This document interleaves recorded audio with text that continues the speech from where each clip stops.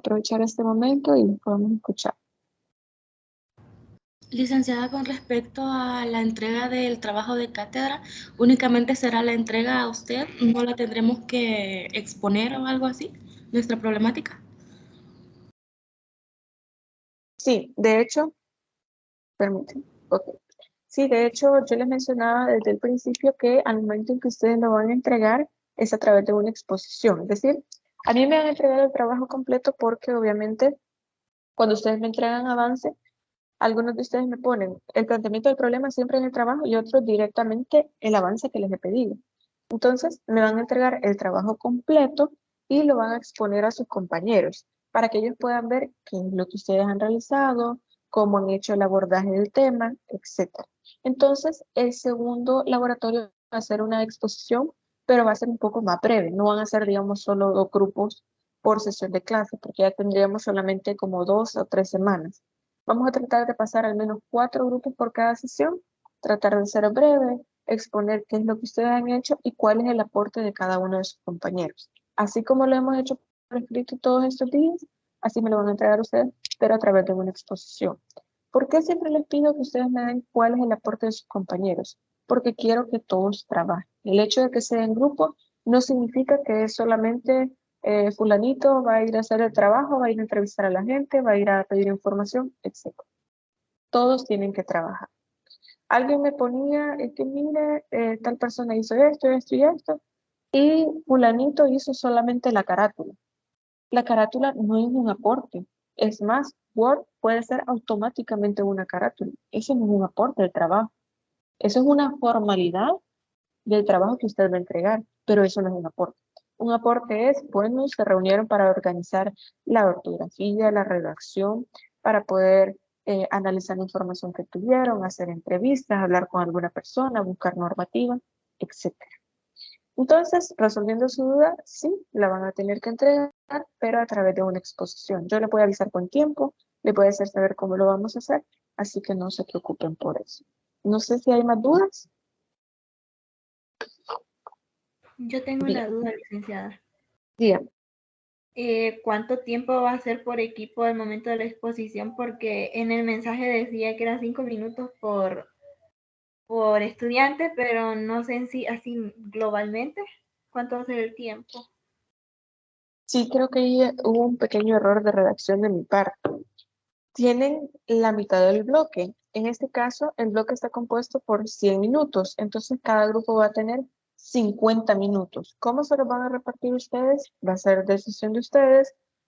Como los grupos son de 5 personas, pueden ser 10 minutos cada uno, hacer una breve introducción y luego el aporte de cada uno, etcétera. Ahí va a ser decisión de ustedes, pero tienen 50 minutos. Como les decía, solo en esta clase que viene les voy a pedir 15 minutos a los grupos para poder hacer todo lo que ya les mencioné, pero todos van a tener 50 minutos cada uno.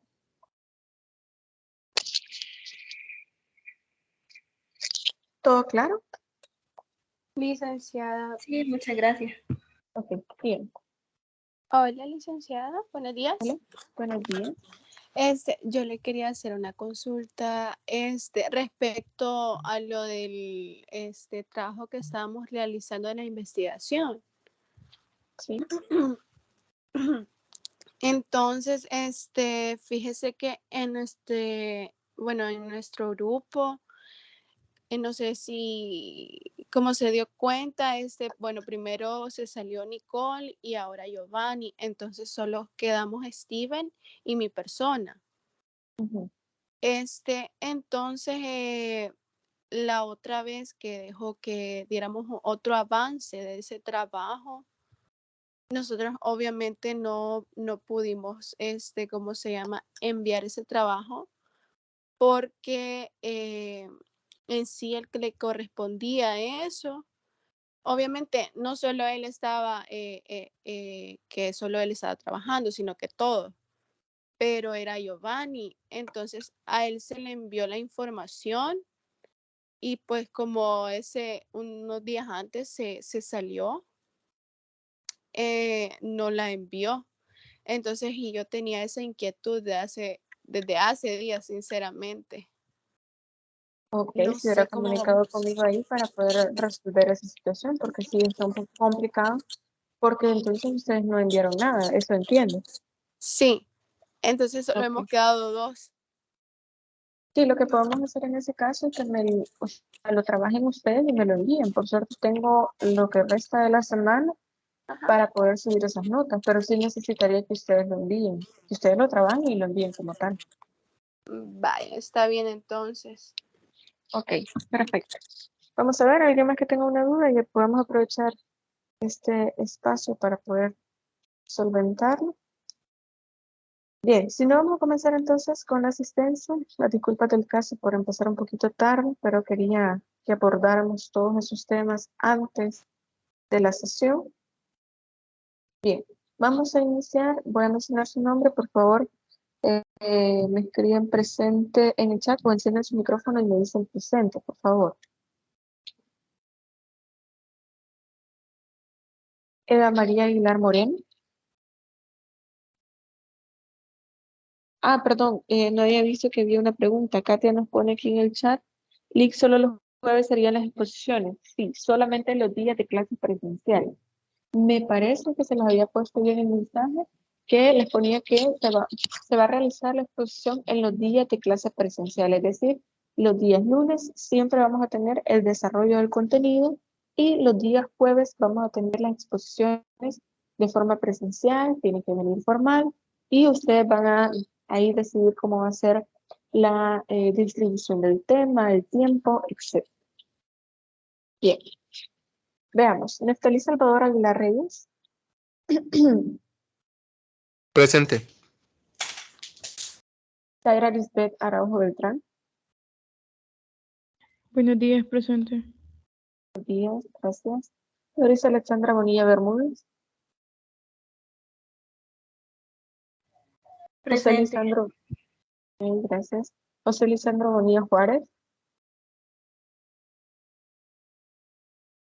Muy bien. Génesis Guadalupe Calles Reyes. Presente.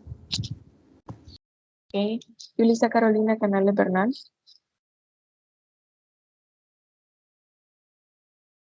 Okay. Leslie Nicole Cerón Castaneda.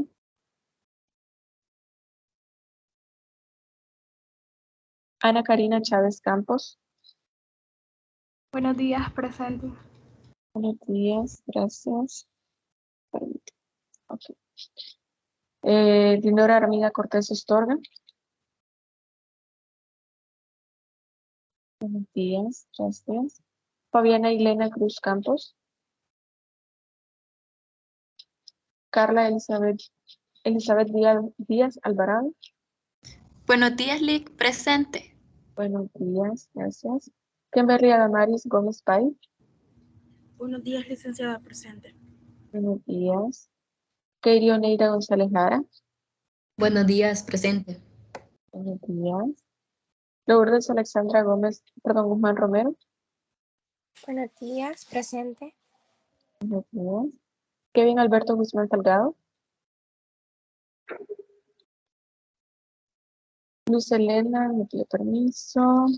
Claudia Verónica Hernández Salmerón.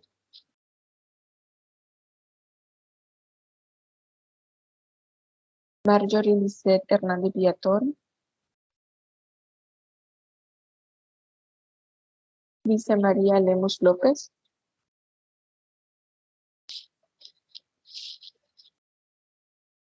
Dice María, ok. Marjorie.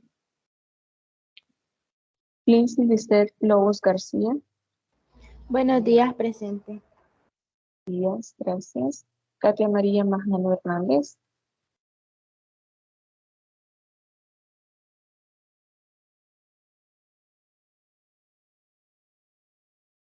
Creo que Katia ya había escrito. Bien. Manuel Alfredo Martínez Orellana.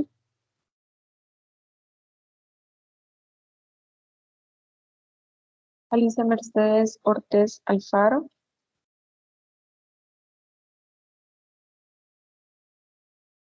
Erika Imelda Perla Turcios. Presente. Okay. Mariana Sofía Polillo González. Bien. Buenos días. Isela Joana Portillo Amaya. Presente, Lick. Bien, gracias. Sandra Guadalupe Reyes Villalta.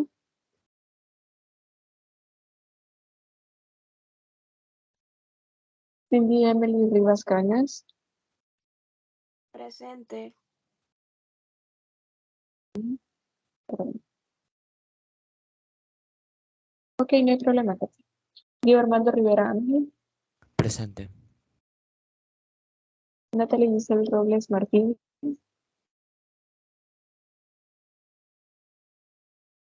Presente, Lick. Bien. Ivonne Elizabeth Rodríguez Argueta. Presente. Carla Nuri Romero Hernández. Presente. Clarice Leonor Romero Hernández. Bien. Angelina B. Romero Villalta.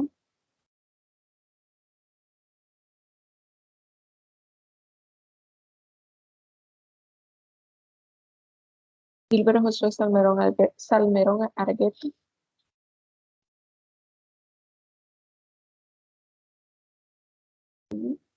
Mayrin Fabiola Sarabia Sarabia. Presente. Carolina Mariano Solano Sánchez.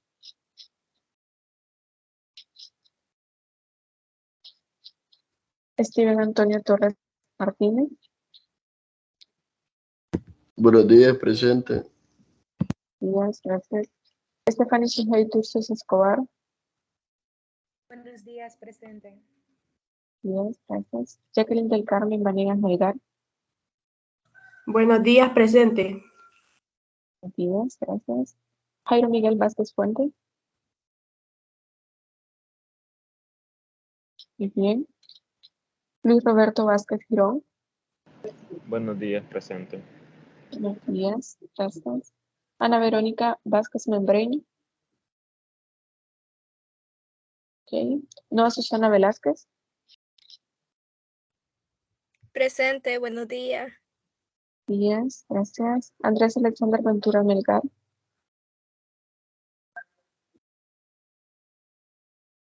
Cindy Patricia Ventura Romero. Presente, Lick. Ok. Jaime José Villegas Araujo. Ok. Creo que a nadie falta entonces, ¿verdad? En la asistencia estoy bien. Vamos a ir inicio entonces con el tema. Solo me permiten entrarles. Comparto la pantalla para que puedan ver las diapositivas. Permítanme.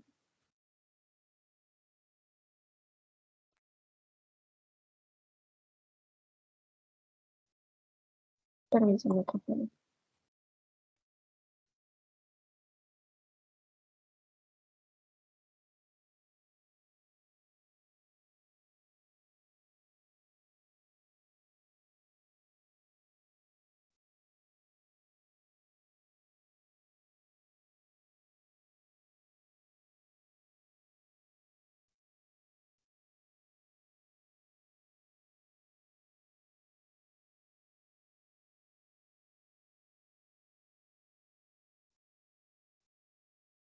Ok, ya van a poder ver ahí en la pantalla el contenido que les va a aparecer. Bien, vamos a comenzar entonces. Esta es la primera sesión, como les decía, de este cómputo. 5 o 6 clases más y ya finalizamos con todo el ciclo. Así que les pido que no se distraigan mucho, que traten de poner atención, porque ya son los últimos temas que vamos a ir viendo.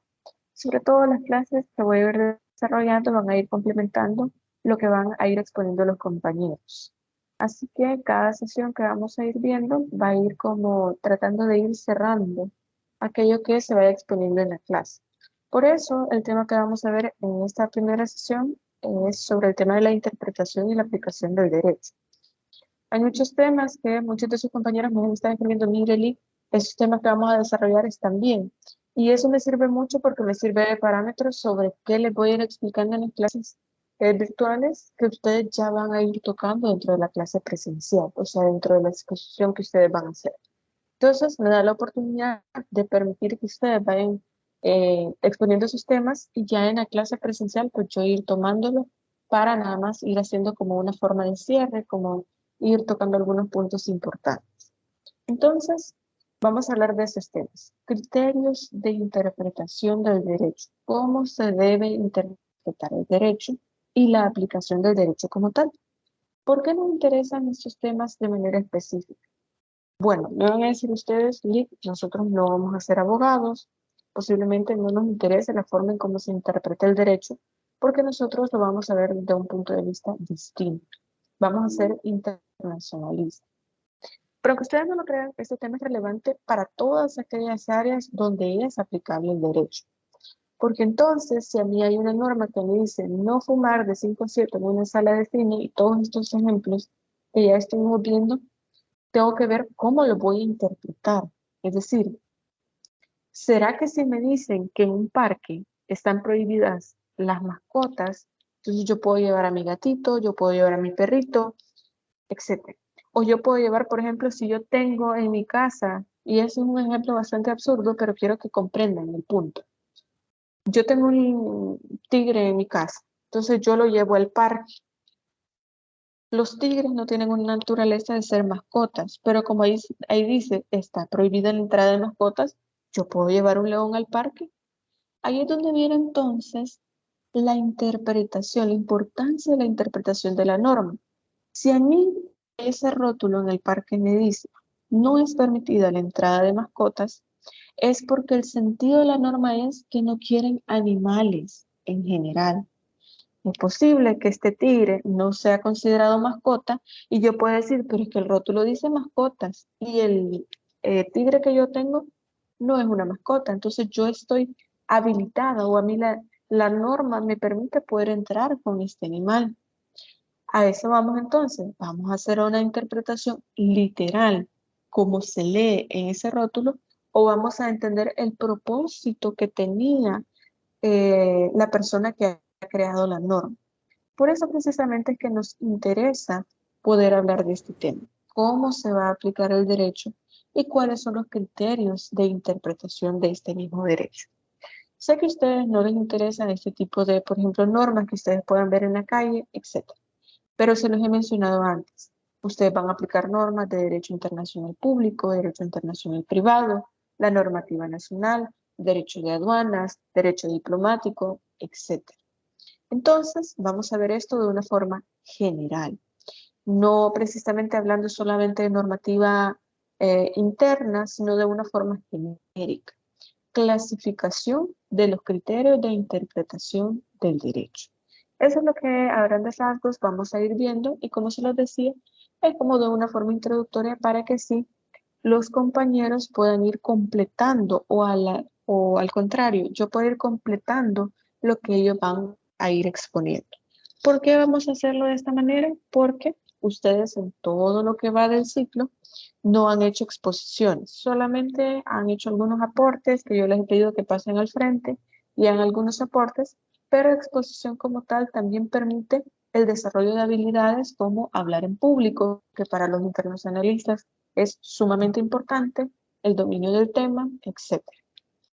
Y todas estas competencias que ustedes van a ir desarrollando en esto y en otras materias. Y bueno, dentro de las leyes como tal, hay supuestos hipotéticos y condicionales de una conducta. Recuerdan que al principio hablábamos de los supuestos de hecho. Es decir, un supuesto que la misma norma, mejor dicho, coloca como algo que posiblemente pueda pasar, que tenemos la certeza de que es posible y que se considera que pueda pasar. El que matare a otro tiene una pena de 10 a 20 años. Es porque sé que esa conducta es posible, pero es un caso hipotético porque puede que pase hoy, puede que pase mañana, puede que no pase porque las personas no quieren tener esta consecuencia jurídica, pero sé que ha estado pasando y por eso vamos a imponer una pena. Entonces, es un supuesto, es un caso hipotético y que condiciona una conducta, porque al momento en que yo digo, tiene el que mataría a otro tiene una pena de 10 a 20 años de prisión, entonces condiciona una conducta. Yo no quiero tener una consecuencia jurídica, entonces no cometo ese delito, no hago esa conducta que ya me están diciendo que tiene una consecuencia jurídica negativa. Pero vamos a eso. ¿Cuál es la interpretación que yo voy a dar? Y era lo que hablábamos en otras clases. Creo que estos temas que vamos a ir viendo como que tratan de cerrar este círculo de temas que ya hemos visto. Si suena repetitivo lo que les voy diciendo, retomo ejemplos que ya les he dado en otras clases, es por esto. Porque nos va a servir para poder comprender a cabalidad y en su totalidad otros temas que ya hemos dejado ahí, digamos, que solo hemos tomado otros temas de ese punto. Ahora bien, esto que yo les menciono es porque ya tenemos que esta conducta que no queremos que suceda tiene una consecuencia jurídica negativa. Entonces, ¿por qué me sirve esto? Porque entonces yo sé que si yo mato a otra persona, yo voy a tener una consecuencia. Pero yo les decía en otras clases, a mí en la norma no me dice el que matare a otro con un cuchillo, el que matare a otro de 2 disparos, el que matare a otro empujándolo del techo, etcétera, va a tener una pena de 10 a 20 años. No sé si alguien tiene alguna pregunta, algún comentario, algo que quiera agregar. Siéntanse en la libertad de poder hacerlo, ya se los he dicho anteriormente. Por muy pequeña que sea su duda, por favor, háganmela saber. Pero bueno, lo que les estaba mencionando, no dice cómo se va a realizar este hecho, solo dice el que matare a otro. Entonces, yo puedo matar a una persona de todas las maneras posibles existentes y voy a tener una pena de prisión de 10 a 20 años. ¿Por qué? Porque la conducta exigible aquí es que yo le haya quitado la vida a otra persona. Por eso es que hablamos de la interpretación del supuesto jurídico, de la interpretación de la norma. Ahora bien, ¿qué pasa si yo intento matar a alguien? Mi intención es matarlo, pero no lo logro. Pero le disparé y el disparo le dio en una rodilla y no lo mató. Le dio en un brazo y no lo mató. Entonces, dentro del derecho penal, que es un área muy distinta a la que ustedes ven, solo les quiero hacer este paréntesis por si ustedes se lo preguntaban. Eso se llama tentativa. Delito de homicidio en grado de tentativa. Se intentó matar a esta persona, pero por alguna razón no se logró. Lo acuchilló tantas veces, pero no lo mató. Lo empujó desde el techo, pero no estaba muy alto el lugar donde lo empujó, no se murió. Grado de tentativa. Pero sigue siendo un delito. ¿Por qué? A pesar de que no mató a esta persona, pero su intención era hacerlo. Entonces, aquí es donde vemos la interpretación de la norma. No podemos decir que todas las normas tienen una interpretación literal, es decir, lo que leo es exactamente lo que yo voy a aplicar, porque hay normas que es necesario interpretarlas. El ejemplo que les ponía al principio, no se permite la entrada de mascotas a este parque, pero posiblemente yo llevo un animal que no es considerado como un animal para que sea mascota, entonces yo puedo decir, bueno, pero es que este animal no es una mascota y en la norma dice literalmente que solo las mascotas no se permiten en este parque. Ahora bien, si nosotros atendemos a la intención de la persona que ha creado la norma, como les estaba manifestando, lo que nos trata de decir es que no se quieren animales en el parque, porque los animalitos pueden dejar su excremento, sus desechos ahí, porque se pueden comer las plantitas, si es un conejito, por ejemplo, que tiene de mascota, porque por X o Y motivo, pero lo que no se quieren son animales. Entonces, aunque yo lleve un tigre, un animal en extinción, lo que usted quiera, pero el punto es que no quieren animales. No es que sea solamente mascotas o no.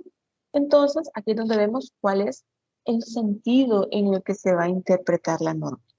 Por eso dice que los supuestos hipotéticos y las condicionantes de la conducta son estipulados por el legislador en abstracto. Ustedes recuerdan que una característica acerca de las normas jurídicas, lo hablábamos, y de hecho algunas personas que se hicieron el diferido del primer parcial, me parece, o de laboratorio, no recuerdo de qué evaluación era, pero que yo les ponía ahí que si la norma jurídica era externa, que si la norma jurídica era coercible, y algunos me puso que si la norma jurídica era abstracta. Y esa respuesta era verdadera. Sí es abstracta. ¿Por qué? Y yo se los expliqué por qué. La norma jurídica debe ser lo suficientemente flexible, lo suficientemente abierta y abstracta para poder contener la mayor cantidad de casos o variantes de estos mismos casos, tanto como sea posible. El ejemplo que yo les estaba mencionando, el que matare a otro tendrá una pena de 10 a 20 años. Esto significa entonces que yo tengo que prever que si esta persona la mató, como les decía, empujándola desde un tercer piso, que si la mató atropellándola, que si la mató de la manera que sea, pero ahí dice el que matare a otro, eso es lo que me interesa. Por ejemplo, en el Código Penal que teníamos del año 78, me parece, decía, por ejemplo, en el caso de la violación a prostitutas, solo decía, el que violare a una mujer que se dedica a la prostitución tendrá una pena de X años de prisión. En la actualidad, el tipo penal es diferente, es decir, la norma como tal es diferente. Ya les voy a decir por qué les estoy explicando este tema. Ahora dice, se lo voy a leer, permítanme. Solo me da un segundo mientras lo busco para leérselos tal cual. Permítanme.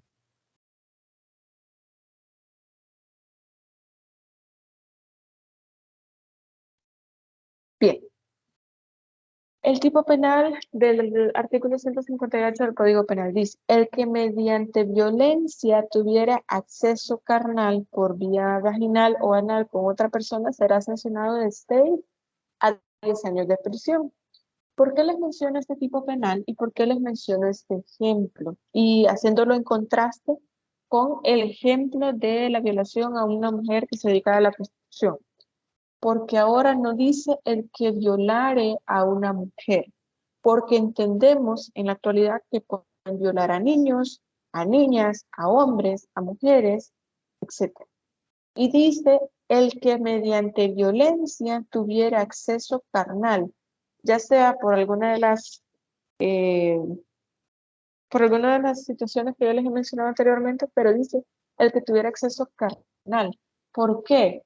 Porque se han dado cuenta de que las violaciones no solamente pueden ser por los órganos reproductivos de otra persona, de un hombre, de otra persona, sino que también puede ser violación porque tal vez una persona introduce un objeto en los órganos reproductivos de la otra, sin el consentimiento de esa persona, porque está en estado de ebriedad, porque no está en sus 5 sentidos, se ha drogado, etc. Esa también es una agresión sexual considerada como violación, porque tal vez no introduce sus órganos reproductivos, pero sí introduce sus dedos, porque puede introducir un objeto, etc. Discúlpenme si suena muy grotesco todo esto, pero es solamente a manera de ejemplo. ¿A qué voy con este ejemplo que les estoy mencionando? La norma jurídica debe ser lo suficientemente abierta y abstracta para que pueda contener la mayor cantidad de casos posibles. Vuelvo y repito ese concepto. Por eso es que se dice que el legislador trata de crear estas normas en abstracto, para que puedan ser aplicadas a casos concretos, a lo que llamábamos hechos, con relevancia jurídica. Ya habíamos dicho que el legislador no crea una norma de todo, sino aquello que es jurídicamente relevante. Y precisamente en esa labor de aplicar lo abstracto a lo concreto, es decir, de esta posibilidad, de este caso hipotético que puede llegar a pasar, pero de repente sucede. Entonces, ¿cómo voy a aplicar esta norma? Y a eso se le llama el derecho, o sea, pasar el derecho a los hechos que han sucedido. Ahí es donde intervienen los abogados, los jueces, fiscales, procuradores, etc. Sobre todo cuando se trata de delitos. Pero ustedes, como internacionalistas, también aplican derecho. Quieren firmar un convenio con otro país, quieren firmar un convenio del Estado salvadoreño con una empresa, quieren dedicarse a la parte de aduanas, quieren dedicarse a las relaciones internacionales, negocios internacionales, a la parte de la política, etcétera. Siempre tienen que aplicar derecho. Y esta aplicación no es antojadiza. Recuerden que nosotros, bueno, yo ya les había mencionado anteriormente por un tema que surgió, que creo que Estefanía hacía una pregunta y yo les decía, el juez no puede simplemente dar una resolución a un caso solo porque sí, solo porque quiere, solo porque se le antoja resolver de una manera. Tiene parámetros, tiene, además de la ley que tiene que aplicar, tiene un parámetro de decir, bueno, el que matare a otro tiene una pena entre 10 a 20 años. ¿Quién va a decidir cuántos años de prisión entre estos 10 y estos 20? ¿Quién va a decidirlo? Lo decide el juez. Lo decide solo porque hoy quiso darle 15 años a una persona en vez de darle 20 o en vez de darle 10. No. Va a ser dependiendo de lo que se haya presentado en el caso, de las pruebas, de los testimonios, del peritaje, etc. Dependiendo de esto va a decir, ok, en este caso se va a aplicar una pena de 10 años o en este caso va a ser de 20 años. Les pongo estos ejemplos y vuelvo y les repito, comprendo perfectamente que ustedes no van a ver esta parte de derecho penal, ser jueces, etcétera, pero sí hay temas importantes que les pongo los ejemplos más simples que puedo para que ustedes lo entiendan. Se me haría fácil explicarles con ejemplos de otras materias, de civil, penal, familia, etcétera, pero son temas que ustedes no van a ver. En cambio, siento que el derecho penal, por ejemplo, hablar de delitos es algo que ustedes ya más o menos pueden dominar. Entonces, el juez no puede decir solamente porque hoy quise, hoy voy a aplicar esta norma o voy a resolver con esta norma y voy a ponerle una pena que yo quiera. No puede. Tiene que interpretar la norma, lo que quiso decir el legislador, es decir, quien crea la norma, y a través de eso justificar. Este es un tema que ustedes lo van a desarrollar en las exposiciones, y la motivación de la sentencia. El juez no puede decir solamente, porque quiero le voy a poner 25 años, y tal vez la norma me dice entre 10 a 20 años. Entonces, Licenciada. ¿qué es lo que sucede acá? El juez tiene un parámetro en el cual va a dar una solución a este caso. Les repito, si ustedes tienen preguntas, dudas, comentarios, con todo gusto les escuchamos. Solamente encienden su micrófono y con todo gusto les escuchamos. Yo, licenciada. Dígame.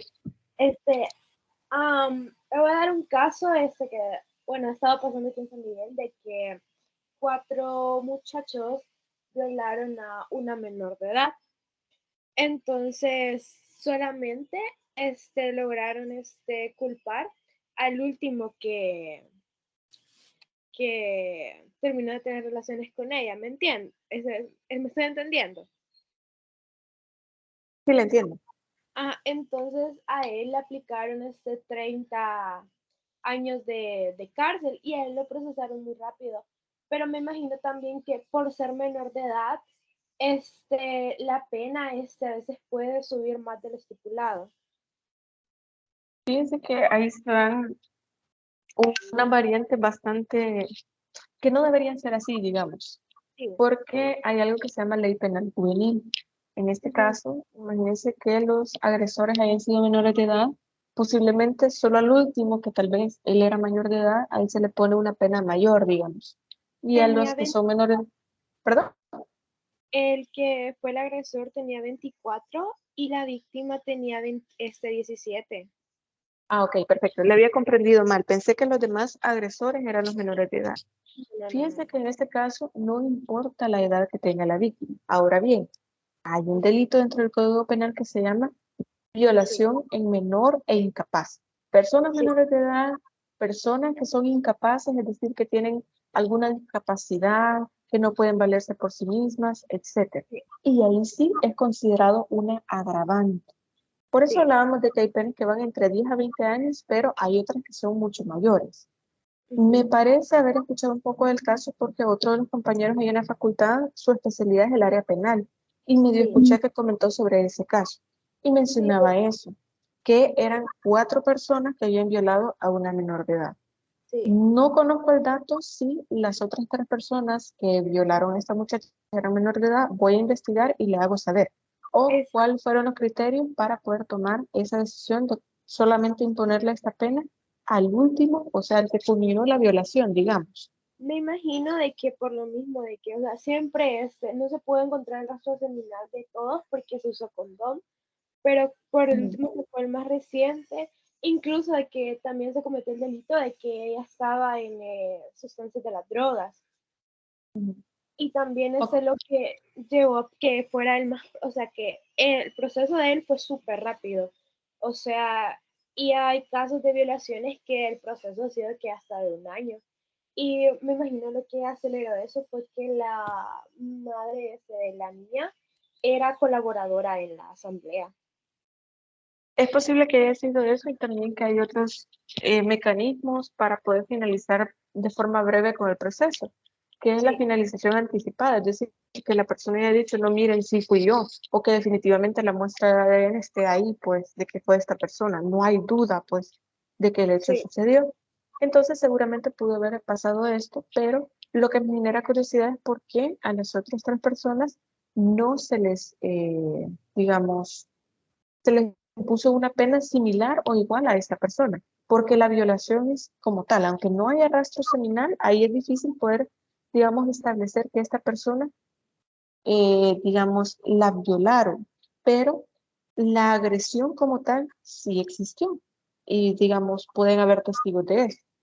Pero déjenme investigar ese dato porque sí me genera curiosidad. Yo, como le dije, brevemente escuché sobre ese tema, pero voy a investigar sobre eso porque sí me genera curiosidad, porque no tuvo la misma pena que los demás no tuvieron la misma pena que esta persona.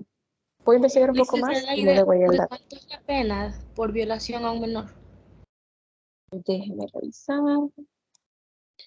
De menor a incapaz tiene una pena de 14 a 20 años, pero también hay algo que se llaman agravantes, que ustedes no sé si estén tan familiarizados con ese tema, ya le puedo decir de cuánto serían. Las Por agravantes son, ejemplo, por dígame, ejemplo, si el agresor es familiar directo del agredido, esa sí, sería un agravante. ese es un agravante. De hecho, se conocen como circunstancias que agravan la responsabilidad penal. Por ejemplo, alevosía y ventaja, es decir, haberse aprovechado de que esta muchacha menor de edad haya estado bajo el efecto de las drogas, puede ser por abuso de superioridad, por ser familiar de esta persona, por haberse cometido el delito por 2 o más personas. Esto agrava la pena. Puede ser en una tercera parte o ya se puede establecer dentro del mismo delito cuál es la cantidad de años que se le van a sumar a las que ya tiene. Imagínense que además de todo esto, esta misma persona le haya vendido la droga o haya hecho que esta menor de edad haya ingerido la droga, ese es otro delito que se le va a sumar al de violación. Entonces, hay que ver cómo sucedió todo el caso para ver por qué se le dieron 30 años. En este caso, en el área penal, es un poco complejo porque la mayoría de veces hay reservas en los delitos. Es decir, no se puede conocer todo lo que sucedió en el expediente. Se conoce la información de la prensa, de la gente que entrevista, pero más allá hay detalles que no los conocemos. Pero estas son las agravantes. Sí, porque igual, o sea, ahorita me llegaron con la noticia de que acaban, bueno, no ahorita, pero metieron preso a un chico aquí en San Miguel por eso, por violación a una menor de edad que resultó ser la hermana menor, una niña. Entonces, y le dieron 30 años y según tenía entendido, pues era de 20 años la pena, pero me imagino que porque Sí, era la hermana, le dieron más es un años. agravante. Exactamente. Es el hecho Ah, de... perdón, es que creo que alguien había levantado la mano. Discúlpame si no veo si levanta la manita. Estoy compartiendo ahí la pantalla. Digo, yo creo que el que habla Ivonne es el mismo, porque a él no solamente le metieron el delito de violación, sino que también de la hermana pequeña. es terrible hablar de ese tipo de casos, Sí, es que pero ajá, se supone que primero fue la chica y después salieron con la noticia de que también a la hermanita. Es que también es muy Entonces confuso. se pudo, Ay, perdón. perdón. Es muy confuso en el sentido de que, bueno, el juicio lo están haciendo súper privado. Primero habían dicho de que solamente de que él se había bajado el pantalón enfrente de ella. Pero después dijeron de que en realidad fue que la habían violado. Entonces no, o sea, no siempre, o sea, aclaran bien eso. Es que miren, es bien complicado este tipo de casos porque seguramente ustedes van a ver la materia de género y derecho, que es una materia que estoy impartiendo ahorita, en donde el consentimiento es sumamente importante. ¿Cómo esta muchacha podía dar su consentimiento de tener relaciones sexuales o no si estaba bajo el influjo de las drogas? Es decir, además de que la había violado, o sea, tenía los medios idóneos para poder realizar este delito, porque ella no podía decir si quiero o no quiero. Y aunque hubiera dicho que sí quería, es una violación a una menor de edad. En teoría, el Estado protege tanto a los niños, niñas y adolescentes, es decir, menores de 18 años, para que no puedan tener relaciones sexuales ni con personas mayores de edad ni con personas de su edad, precisamente por la madurez que pueden llegar a tener. Por desconocer entonces si existe consentimiento, las consecuencias de una relación sexual, que puede ser un embarazo, una enfermedad de transmisión sexual, etcétera. Pero me parece bastante bueno que ustedes se interesen por estos casos, que ustedes puedan ver estas situaciones. Como les digo, seguramente este caso tiene reserva. Es poca la información que se puede saber, tal vez solo de entrevistas a familiares, alguna que otra persona ahí que pueden medio saber del caso, pero como tal, al expediente como tal, no podemos llegar. Pero como les digo, voy a tratar de averiguar un poquito porque, como les mencionaba, hay otro compañero ahí en la facultad que él es especialista en la parte penal y él mencionó un poco sobre este caso. Le voy a consultar para ver qué información les puedo traer a ustedes para que así podamos discutirlo un poquito más. Licenciada, Bien. soy Stephanie. Tengo una pregunta. Cuando dice que las leyes son condicionantes a la conducta, más adelante menciona hechos. ¿Podría considerarse, o sea, que solo a las acciones o tal vez una persona que solo, digamos, esté planeando, creo que lo mencionó de cómputo uno, solo quiero que me quede claro porque no me acuerdo bien, que si, digamos, una persona está planeando como un robo y tiene una planificación, ¿eso contaría como un delito o hasta que éste entre en acción, que entre en... Exactamente. Hablamos de hechos con la exteriorización de una conducta. Por ejemplo, lo que se mencionaba, yo quiero robar un banco y yo pienso todo. Y yo contrato a una persona, voy a comprar armas, o sea, yo lo pienso, pero eso no es delito. ¿Cuándo va a ser un delito? Bueno, cuando yo ya compre las armas con la finalidad de robar este banco. Cuando yo le pague a una persona para que me acompañe y robemos el banco. Cuando yo tenga, por ejemplo, muchas veces hacen cateos, yo sé que ustedes han escuchado este término, de la policía y van a la casa de esta persona que supuestamente ha robado el banco y encuentran que había hecho un mapa de dónde iban a entrar, de los horarios de atención que tenía el banco, etcétera. Esto es una exteriorización de una conducta que yo quiero hacer. Eso sí es considerado delito. Imagínense que no lograron robar el banco, que solo entraron, tenían las armas, ahí mismo los detuvieron, los inmovilizaron, se los llevaron. Esto es una tentativa de robo. ¿Por qué? A pesar de que no lograron el fin, pero esa era la finalidad. Era lo que yo les decía con lo que ustedes colocan, por ejemplo, lo del parque. Yo llevo un animal completamente distinto que no es una mascota al parque, pero la intención de la norma como tal es que no entren animales. Entonces, en este caso, con el ejemplo del banco que yo les pongo se trata de la exteriorización de una conducta, que yo compré armas. ¿Para qué voy a comprar armas? Bueno, es que quiero robar un banco, es que es para mi protección, es que es para matar a una persona, etcétera. Hasta ahí podemos decir, no hay problema. Pero yo entro al banco armada, sabiendo que se prohíbe la entrada de armas a ese lugar. Entonces yo ya estoy transgrediendo una norma. Y todavía aún más que yo le diga, mire, deme todo el dinero que tiene en la caja.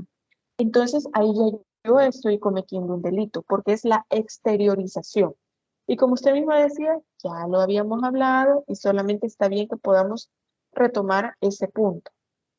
Se trata de que yo en mi mente yo puedo planear todo, como robar, como matar, como violar, cómo quemar el mundo entero si quiero, pero se trata de la exteriorización de mi conducta. Algo que yo esté planeando hacer, pero que lo llevo a cabo. Que yo contrate a otra persona para que mate a alguien más, que yo contrate a alguien para que vaya a robar un banco, etc. Es la exteriorización. Por eso se habla de hechos, porque estamos hablando de algo que ya nosotros lo vemos tangible en la realidad. No sé si hay más preguntas, si no vamos a tratar de ir avanzando un poquito con el tema, porque si no, nos vamos a quedar ahí sin avanzar mucho.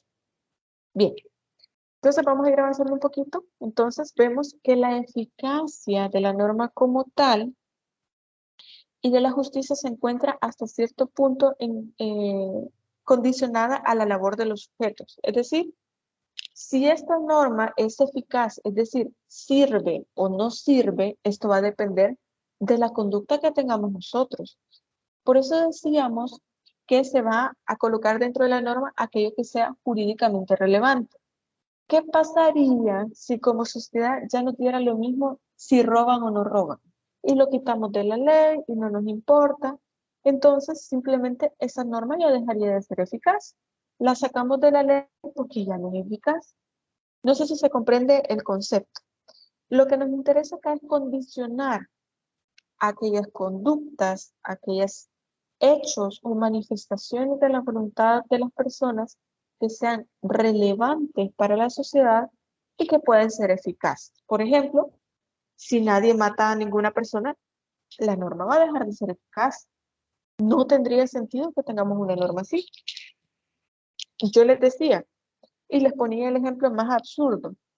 ¿De qué me sirve una norma a mí de que mañana van a venir los extraterrestres aquí a San Miguel? Es la cosa más absurda. Es casi imposible. Puede que sí existan los extraterrestres, pero nadie tiene la certeza ni cómo contactarlos, ni de qué manera van a venir, ni cómo ni qué quieren hacer. No lo sabemos.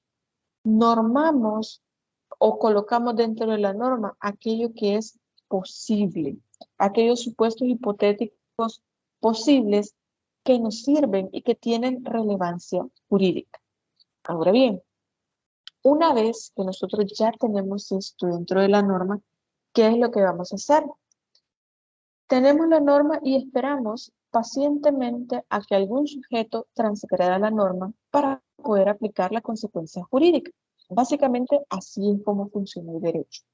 Obviamente hay otras ramas del derecho que se dedican a otras áreas. Por ejemplo, mi especialidad es el área de familia.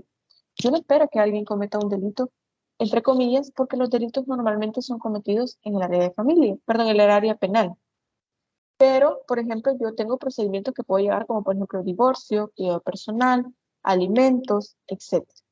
El mecanismo que utiliza el derecho para la protección de la familia es distinto, pero eso es otro tema.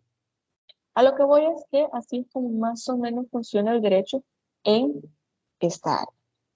Bueno, naturalmente, en el Estado de Derecho Constitucional, que es nuestra forma o nuestra organización del Estado en nuestro país, es decir, que nosotros tenemos un Estado de Derecho Constitucional.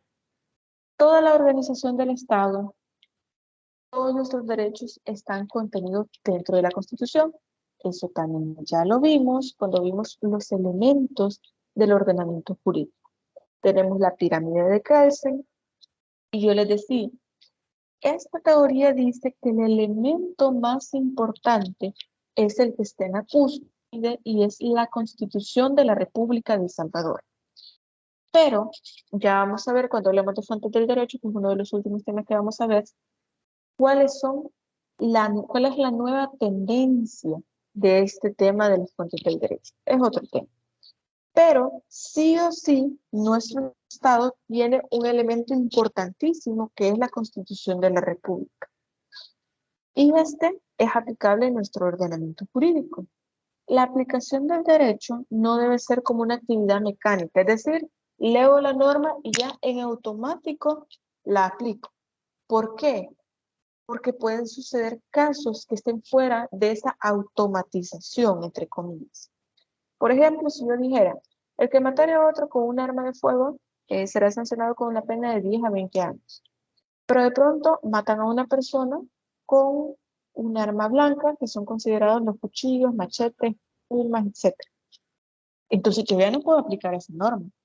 Me van a decir ustedes, pero entonces, ¿y por qué no hace una norma para armas, una norma para armas de fuego, perdón, una norma para armas blancas, una norma para personas que asfixian a otra y así la matan, una norma para otras personas que empujan a otras personas del techo?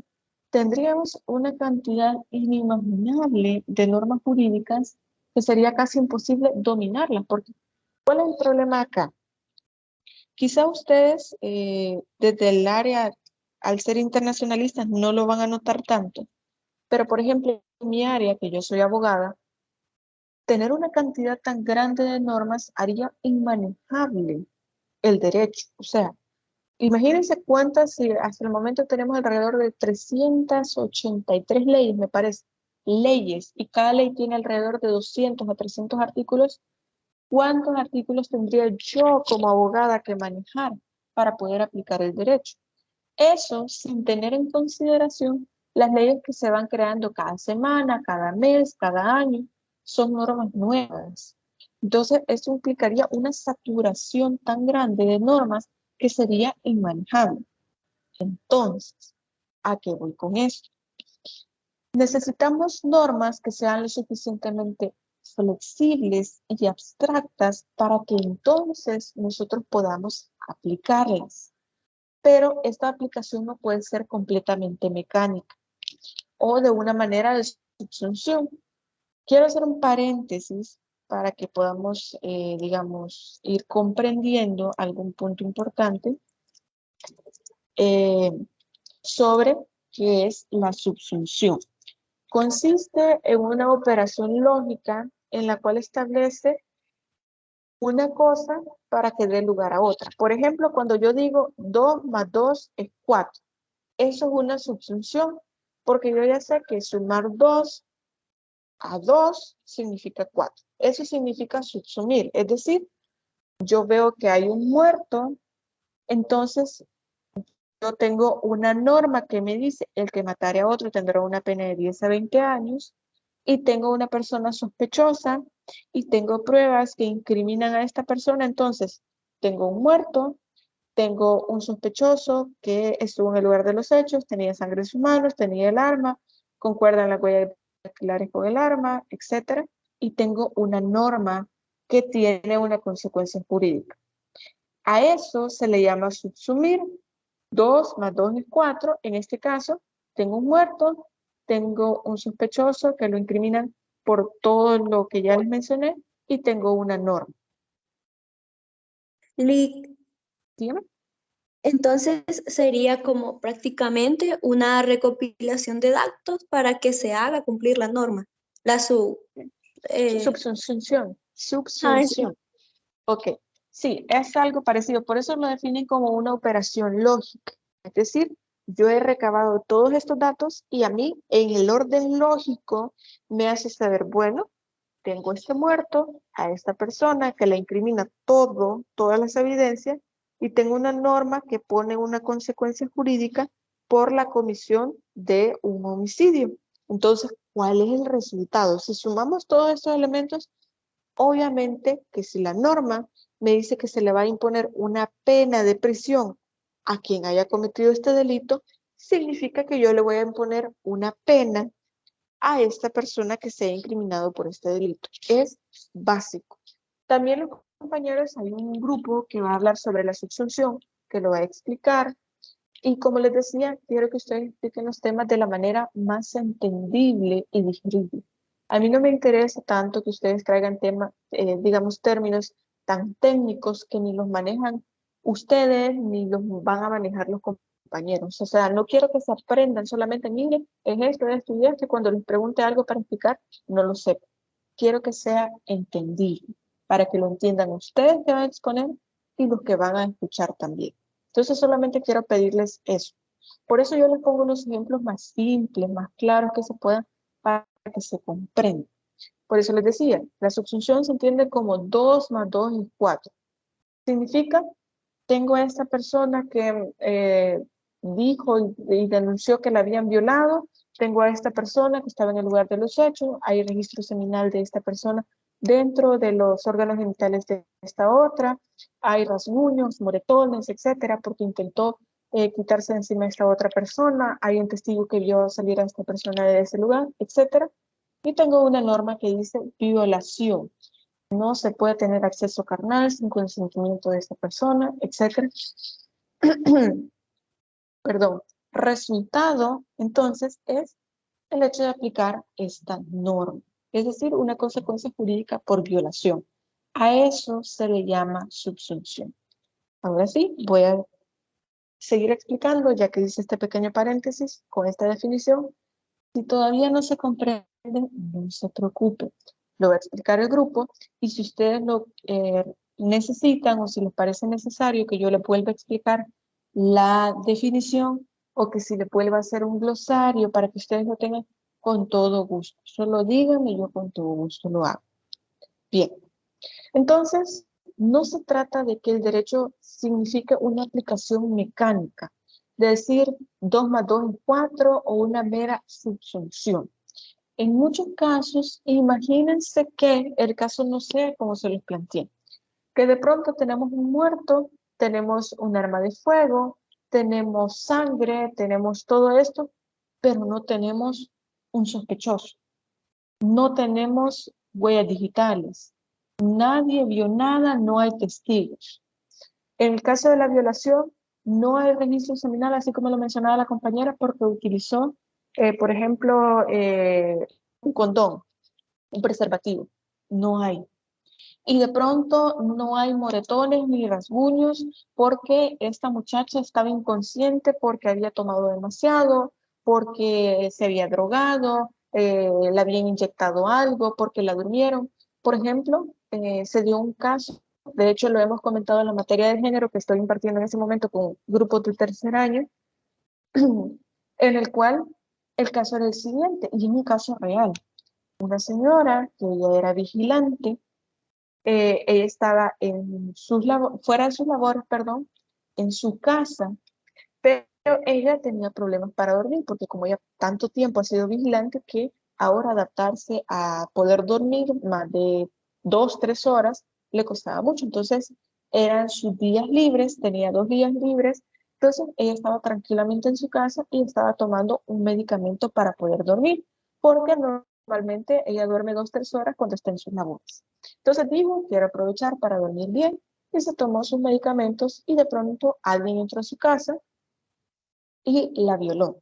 Ahora bien, cuando se conoció el caso, decían, pero es que mire, porque ella no tiene ni moretones, ni rasguños, ni evidencia de que ella opuso resistencia, porque los vecinos no escucharon gritos, porque nadie supo nada, porque ahora viene a decir que es una violación, porque seguramente fue una relación sexual consentida. Entonces, ¿qué es lo que sucedió acá? Esta mujer obviamente estaba somnolienta, estaba bajo los efectos de estas pastillas para dormir, que sus familiares sabían que ella las tomaba para dormir cuando tenía días libres, porque le costaba mucho conciliar el sueño. Entonces, obviamente ella no podía oponer resistencia.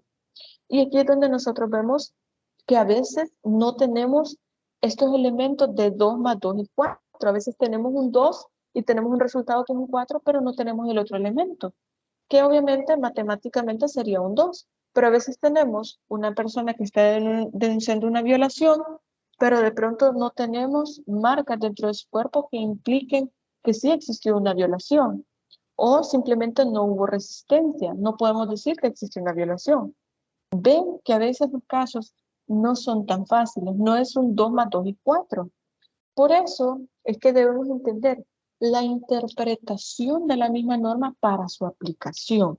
No siempre es así. Necesitamos poder interpretar estas normas. Ahora bien, quiero ir avanzando porque ya nos va quedando poco tiempo. Afortunadamente, si no terminamos con el tema del día de hoy, no hay problema, porque en la siguiente clase vamos a seguir hablando de estos criterios de interpretación, pero sí es importante que vayamos tocando estos temas antes de la exposición de esta semana. Criterios de interpretación. Nosotros no podemos decir, y ya se los mencioné, que al momento de interpretar la norma, ya sea por un juez, por un abogado, por un procurador, un fiscal, o ustedes como ciudadanos, como estudiantes, como futuros internacionalistas, no podemos decir que simplemente va a quedar al capricho, lo que yo quiero entender. De pronto yo les digo a ustedes, miren estudiantes, necesito que ustedes el día jueves que vengan a la clase no traigan mochila, no traigan nada, solamente sus lapiceros, por ejemplo. Y de pronto yo les digo, miren, no traigan nada, solo los lapiceros. Y de pronto viene alguno de ustedes y trae su cartera, o sea, alguna de las señoritas trae cartera. Y me dice, pero es que usted dijo que no trajeran mochila. Y yo no uso mochila, yo uso cartera. Y yo aquí ando mis papeles, por ejemplo, mis documentos personales. Yo aquí ando mi labial, mi perfume, no sé qué, mi cartera de mano, lo que quiera. Pero es mi cartera. Y de pronto yo les digo a ustedes, sí, pero yo les dije que solo trajeran lapicero.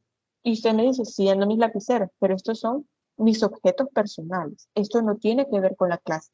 Esto yo lo traigo aunque yo no venga a clase.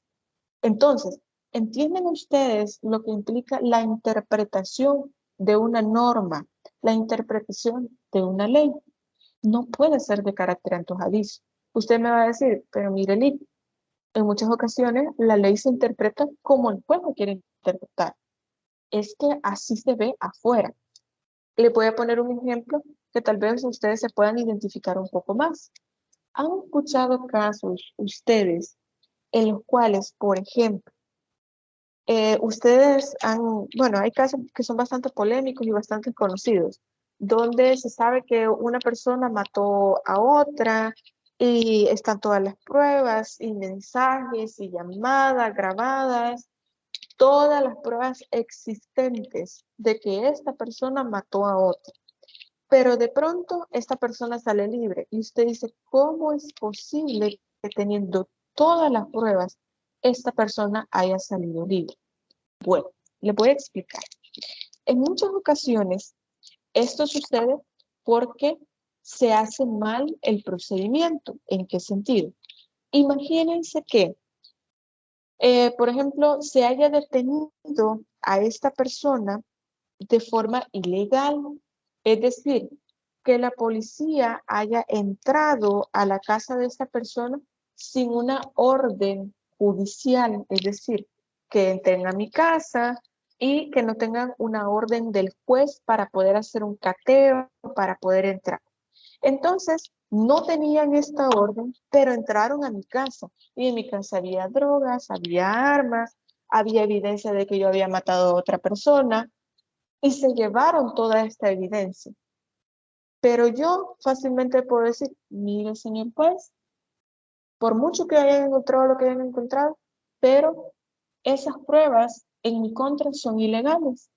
Y va a decir el juez, ¿por qué es ilegal? Porque no había una orden judicial para entrar a mi casa. Y eso va en contra de la inviolabilidad de la morada que está dentro de la Constitución. Es decir, el procedimiento está viciado, el procedimiento es ilegal. Entonces, ahora ya esas pruebas ya no son válidas, ya no se pueden colocar dentro del proceso. Eso significa que todas las armas, droga, evidencia, etcétera, ya no se pueden colocar en el proceso y por lo tanto, yo ya no soy considerada como una sospechosa. Además de que me detuvieron sin tener esa orden judicial, eso significa que el procedimiento está viciado y hay una teoría en derecho penal, no voy a hablar mucho de esto, pero se llama teoría del fruto envenenado. Es decir, si el fruto está envenenado, eso significa que todo el árbol, desde sus raíces, también lo está. ¿A qué voy con esto tan breve que les estoy explicando? Porque la teoría es más amplia. Si estas pruebas se han obtenido de manera ilegal, entrando a mi casa sin una orden judicial, significa que estos son los frutos. Todo el proceso está viciado. Entonces, a mí me van a dejar fuera, me van a dejar en libertad, porque todo el proceso ya está viciado. Y ustedes me van a decir, pero qué injusto que teniendo todas las pruebas, que teniendo la evidencia, no se pueda judicializar o no se pueda imponer una pena a esta persona porque el procedimiento se hizo mal. Muchas veces pasa. Y esto yo no lo consideraría errores. Porque un error es olvidar algo. Un error es no haber puesto bien un artículo en una demanda. Un error, pero esto no, para mí no es un error. Para mí es una falta grave por parte de los operadores judiciales, por parte de la policía, fiscalía, etc. Dejar a una persona en libertad por un error técnico. Y muchas veces, yo sé que ustedes lo ven tal vez en las noticias, que ustedes dicen, ¿cómo es posible que teniendo todas las pruebas, esta persona haya estado en libertad? Por eso es que la gente no confía en los abogados, no confía en la justicia, por este tipo de cosas. Pero son cuestiones técnicas, cuestiones ya que tienen que ver más con el proceso. ¿A qué voy con eso? Bueno, precisamente por este tipo de cuestiones es que mucha gente dice que los jueces interpretan como quieren interpretar, como se les da la gana. Y muchas veces no es así. Interpretan bien la ley porque la ley misma dice, sobre todo en el Código Penal dice, que si se da este tipo de detenciones ilegales, entonces todo el proceso ya está viciado y va a tener que dejar en libertad a la persona. El juez está únicamente aplicando el derecho. El error, ¿quién lo comete? Lo puede cometer la policía, lo puede cometer la fiscalía, lo puede cometer la procuraduría, etc. Pero a eso voy. No quiero salirme tanto del tema porque a veces me emociono tanto que me voy a otros temas que ustedes, como les digo, no dominan o no lo van a ver. Entonces, ¿qué es interpretar una norma? Es atribuirle significado a un texto jurídico. Si quieren, anótenlo, si no, no hay problema. Tengo pensado volver a hacerles un glosario para que sea un poco más entendible este tipo de términos, para que ustedes los identifiquen más rápido, digamos, se los pueden aprender si ustedes quieren. ¿Qué es interpretar una norma? Significa atribuirle significado a un texto jurídico. Pero ¿cuál es el problema? ¿Cuál es este significado? Hay diferentes autores y diferentes escuelas que unos dicen, bueno, el significado que tiene la norma es el mismo que ya está escrito. ¿Por qué le voy a poner un significado diferente al que ya está escrito? Diferente al que yo ya puedo leer en la norma. Pero hay otros autores que dicen, no, hay normas que sí pueden ser interpretadas de manera fácil, que le llaman casos fáciles. Es decir, yo leo la norma y ya entiendo cuál es el significado. Pero hay normas que son más difíciles, que yo tengo que buscar este significado porque no lo encuentro solamente con la lectura de la norma. Ahora bien, ustedes me van a decir, pero entonces, ¿por qué el legislador hace tan compleja una norma que sea necesario buscar el significado? Por el ejemplo que ya les había mencionado, el que matare a otro tiene una pena de 10 a 20 años. Bien, yo tengo una persona que murió por un disparo de arma de fuego. Dice el que matare a otro, bueno, la persona está muerta, una persona X tuvo que haberla matado. ¿Cómo la mató? Esa es la búsqueda del significado. Yo voy a aplicar esta norma porque sí, se trata de que mató a alguien más. Pero esta búsqueda de significado es poder decir, bueno, esta persona que es el imputado, entre comillas, porque recuerden que no podemos decir que es una persona X hasta que no se pueda probar lo contrario por el principio de inocencia. Una persona X, pero también tenemos el resultado que es una persona muerta. Pero ¿cómo sucedió? No sé si ustedes están al tanto de este caso que se está dando en México, que se ha hecho muy viral, de este caso de esta muchacha que se llama Devani, que ella, en teoría, ella había desaparecido, no la encontraron y ahora resulta que encontraron el cuerpo en la cisterna de este motel que estaba acá y es de donde fue la última vez que la vieron. Y ustedes me van a decir, bueno, ya tenemos un cuerpo, ya sabemos que ella desapareció, quiénes son los sospechosos, que eran sus amigas y el conductor de este Uber, este taxista Uber, no sé exactamente, pero esta persona que la iba a llevar a su casa. Estas personas son las sospechosas, encontramos el cuerpo.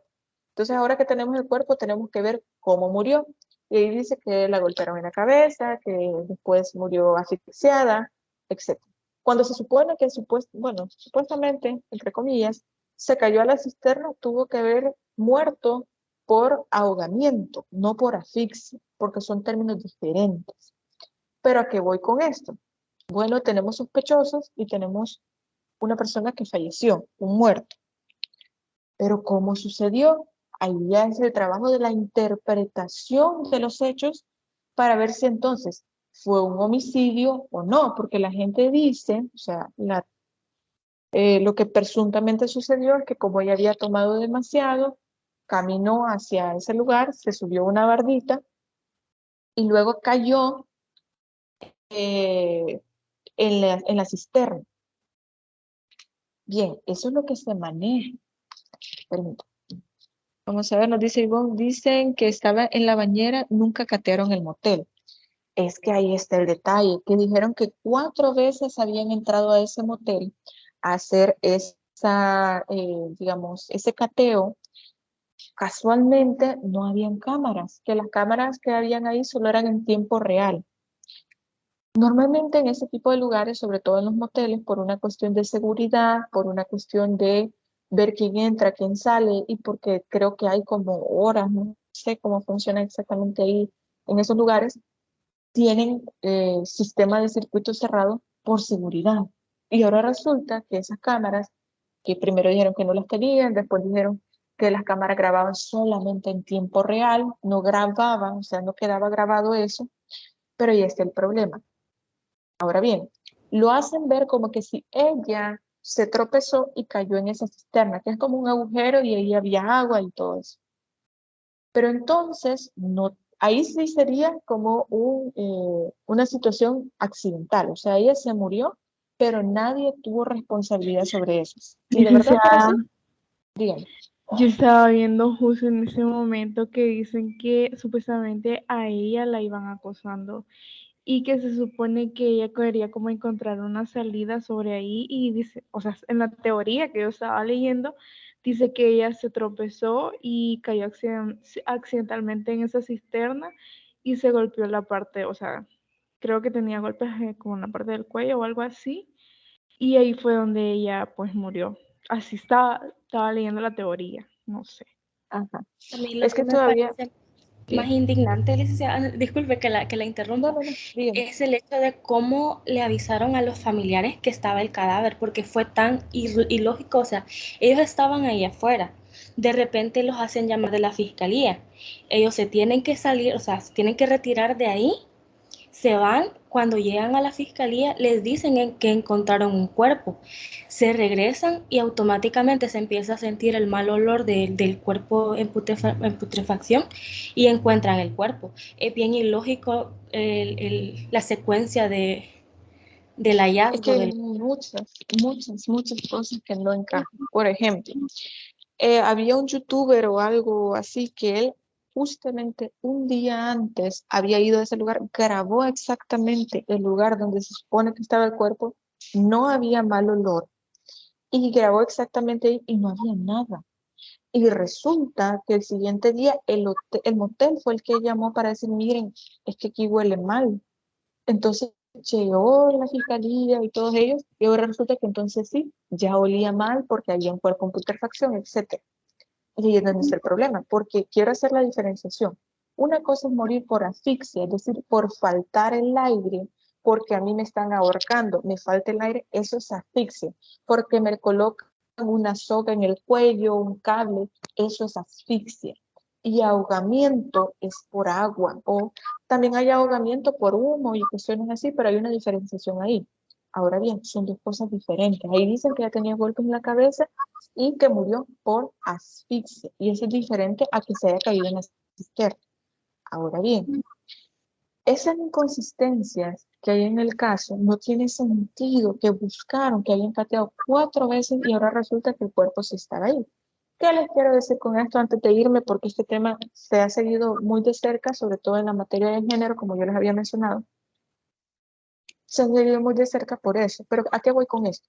Tenemos un cuerpo, tenemos sospechosos, posiblemente sí le estaban acosando, de hecho se filtraron también las últimas conversaciones que la amiga había borrado con ella, pero todo, créanme, en internet nada desaparece. Uno borra las cosas y cree que desaparecen, no, borra fotos, no, siempre están en algún lugar del internet, todo siempre se mantiene. Ok. ¿A qué voy con esto? Tenemos el cuerpo, tenemos sospechosos, pero entonces realmente hubo un homicidio y quién fue el culpable, o fue algo accidental que esta muchacha de verdad tropezó y de verdad se cayó ahí. ¿Me entiendes? Para que se pueda interpretar la norma, yo necesito tener todas las piezas para hacer esta supuesta subsunción. No es tan fácil. Si toda la norma fuera así tan fácil como 2 más 2 es 4, no necesitaríamos interpretar la norma. Espero que se comprenda ese concepto.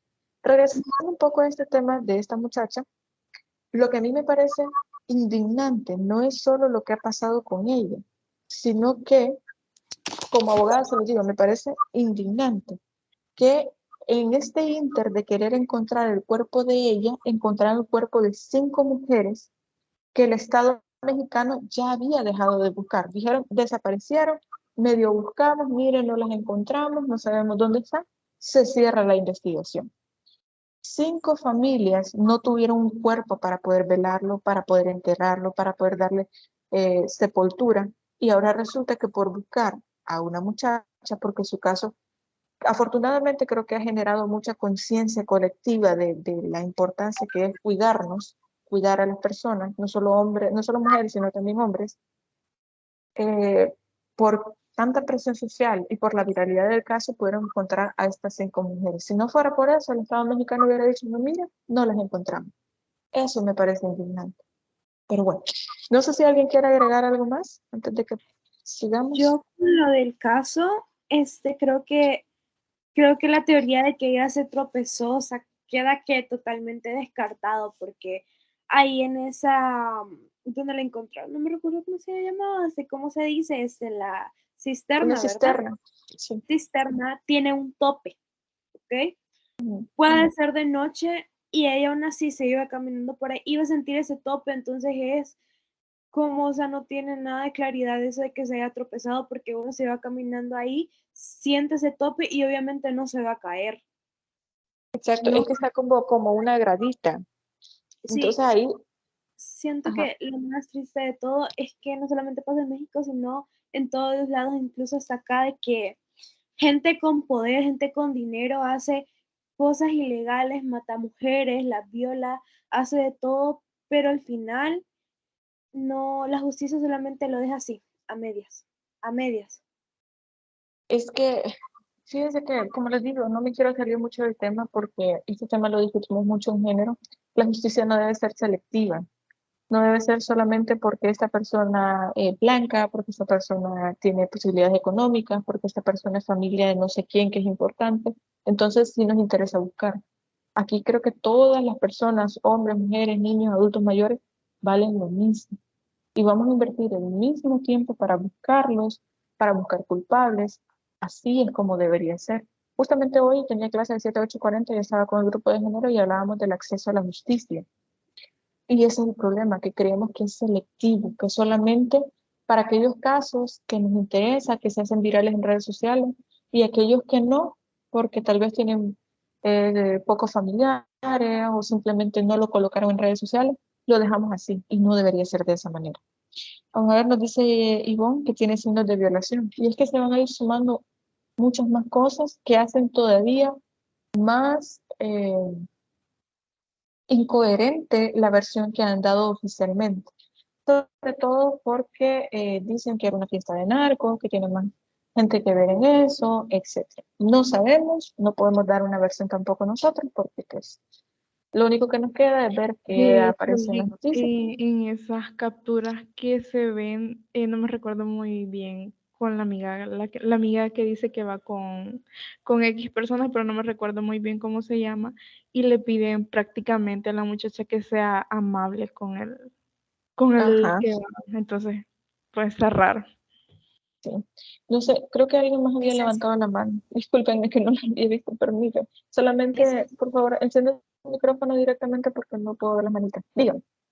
Sí, solo comentarle, ¿por qué llegan a dar una como una razón pública o algo sin tener todas las piezas o es que simplemente creen tener todas las piezas ya para dar un veredicto o algo? Debería ser así, deberían tener todas las piezas, porque les voy a explicar por qué debería ser así. Imagínense que acusan a una persona de un delito solo porque es sospechoso de que ha hecho algo y de pronto pasa todo el juicio que se puede tardar como 1 año y se dan cuenta que no fue esta persona. Pero entonces, públicamente, esta persona ya es un violador, ya es un homicida, ya es un ladrón, un drogadicto, etcétera, y esa imagen pública no la van a cambiar. Por eso es que se debería esperar hasta finalizar el proceso para poder decir, miren, se condenó a esta persona por este delito, o miren, esta persona era sospechosa de eso, pero realmente no es así, se absolvió porque no tenía nada que ver. Lo que sucede es que este caso ha sido tan mediático, tan viral, que están dando como información filtrada, es decir, lo que la fiscalía le ha dicho a los familiares lo comentan con alguien más y este alguien más lo publica. O la fiscalía entrevista a tal persona y tal persona dijo, miren, a mí me entrevistaron, me preguntaron esto, me dijeron lo otro, etc. La información se va filtrando, pero realmente la fiscalía lo que está diciendo es, miren, nosotros vamos a hacer vamos a llevarnos el cuerpo a medicina legal para que hagan esto, lo otro, y la información es filtrada, pero realmente no debería ser así. Y bueno, creo que nos quedaríamos hasta acá. Disculpen que me fui un poco más allá con lo de la clase, pero nos vamos a quedar hasta acá porque los métodos o los criterios de interpretación los vamos a ir desarrollando a través de la próxima clase. Vamos a ver ejemplos, vamos a ir viendo también las definiciones. Como les dije, me comprometo a hacerles siempre un glosario para el final del cómputo para el parcial, o sea, para que ustedes puedan estudiar para el parcial. Entonces, no se preocupen por los temas que nos hacen falta, ustedes ya lo pueden leer en el contenido, pero lo vamos a ir desarrollando poco a poco en lo que resta ya de las sesiones que hacen falta. Así que nos vamos a ver el día jueves con las exposiciones. Cualquier duda o pregunta que ustedes tengan, con todo gusto, ustedes me escriben en WhatsApp con el foro semanal de consulta y yo con todo gusto le puedo responder. Así que, si no hay más preguntas, nos vamos a quedar hasta acá. Espero que estén muy bien, cuídense mucho y pasen feliz día. Muchas gracias. Feliz día. Gracias, feliz día. Gracias, feliz día. Bueno.